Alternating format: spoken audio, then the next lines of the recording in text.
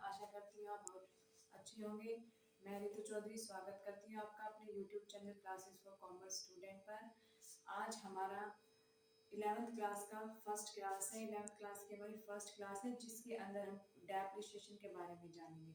आज की वीडियो में हम पढ़ेंगे डेप्रिसिएशन क्या होता है, इसकी फीचर्स और कैरेक्टरिस्टिक्स क्या होती है। देखिए बेटा, हर कंपनी हर बिजनेस के अंदर कोई ना कोई फिक्स एसेट जरूर होती है जिसका हम अपना डेली जिसमें बिजनेस क्या करता है, डेली यूज में उनका यूज करता है। तो यूज करते करते बेटा क्या होता है, जो फिक्स्ड एसेट्स होती है उनकी जो वैल्यू है वो डिक्रीज होती जाती है। मान लीजिए आप अपने घर का एग्जांपल लीजिए। आपके घर में एक कार होगी, ठीक है। आज मान लीजिए आपने वो कार 5 लाख की खरीदी है। एक साल बाद अगर आप उसे बेचोगे तो उसका प्राइस डेक्लाइन हो जाएगा। 5 लाख में तो आप उसे नहीं बेचोगे, 5 साल में लाख में तो उसे रीसेल नहीं करोगे। उसकी अमाउंट में कुछ ना कुछ बेटा क्या हुआ होगा, डिक्रीज हुआ होगा। तो उसी को हम क्या बोलते हैं, डेप्रिसिएशन बोलते हैं। कि फिक्स एसेट्स के अंदर जो हमारी अमाउंट घट जाती है, उस घटी हुई अमाउंट को हम क्या बोलते हैं, डेप्रिसिएशन बोलते हैं। मान लीजिए आपने 5 लाख की कार खरीदी थी, ठीक है। अगले साल आप उसे बेचोगे तो उसे 4 लाख में बेचोगे। तो जो 1 लाख का जो डिफरेंस आया 1 ईयर में, तो वो क्या कहलाएगा बेटा, हमारा डेप्रिसिएशन कहलाएगा। ठीक है, आएगा समझ में। तो हर एक बिजनेस या कंपनी के अंदर बेटा कोई ना कोई फिक्स एसेट्स होती है जिसका वो रेगुलर यूज करते हैं। उसके यूज करते रहने से उसकी अमाउंट में कुछ ना कुछ कमी आती है, जिसे हम क्या कहते हैं, डेप्रिसिएशन कहते हैं। तो यानी कि रेगुलर यूज करने से, या फिर कई बार ऐसा हो जाता है कि जैसे आज हमने एक मशीनरी खरीदी, अब उसका पर्च बन ही नहीं रहा, यानी कि वो आउट ऑफ मार्केट हो गई वो मशीनरी, तो उसकी भी वैल्यू क्या हो जाएगी बेटा, डिक्रीज हो जाएगी। ठीक है, या फिर उसकी एक्सपायरी डेट फिनिश हो जाएगी। जितनी एक्सपायरी डेट जिसकी एक्सपायरी डेट थी वहां तक वो पहुंच गई तो वो खत्म हो जाएगी।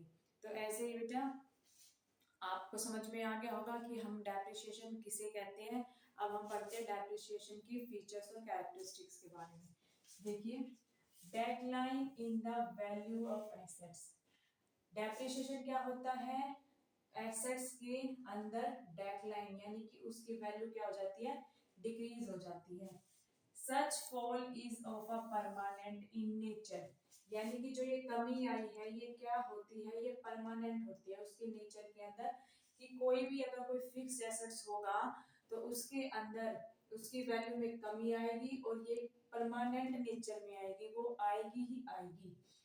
Once the value of an asset is reduced, एक बार यदि एसेट्स की वैल्यू रिड्यूस हो गई due to depreciation, it can not be restored to its original cost.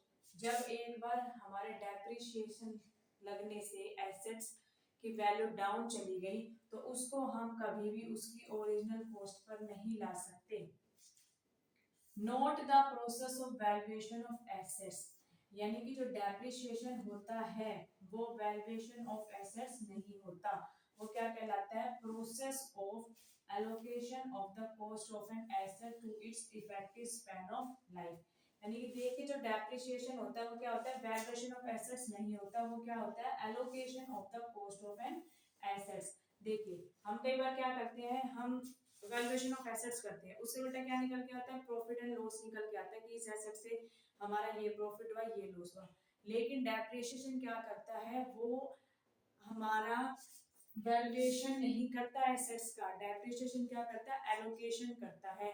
वो ये दिखाता है कि इस एसेट्स की इतनी लाइफ टाइम है, ये इतनी लाइफ टाइम चलेगी, इस साल में इसका इतना तक यूज हो जाएगा, नेक्स्ट ईयर में इतना यूज होगा। तो उसकी एक लाइफ डिसाइड कर देती है एसेट्स की, कौन, depreciation.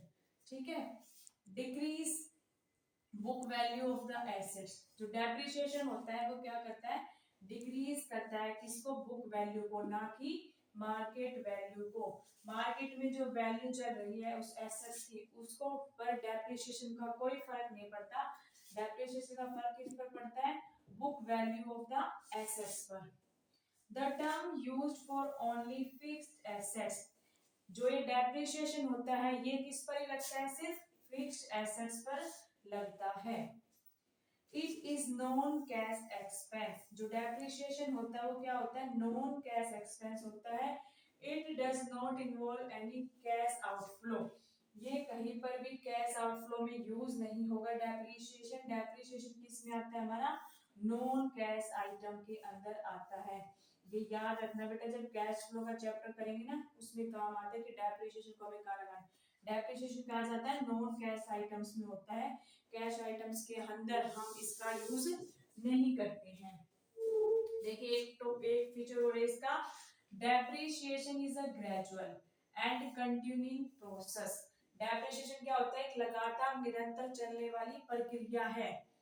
Because the value of the assets will decline, क्योंकि एसेट्स की वैल्यू क्या करेगी, डिक्रीज होती जाएगी।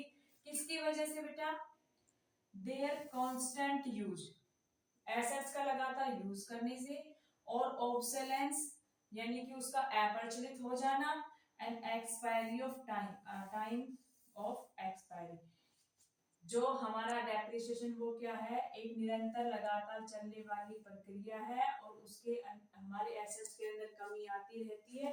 कमी किसकी वजह से आती है, एक्सपायरी डेट की वजह से, ऑब्सोलेंस की वजह से, और कांस्टेंट यूज की वजह से।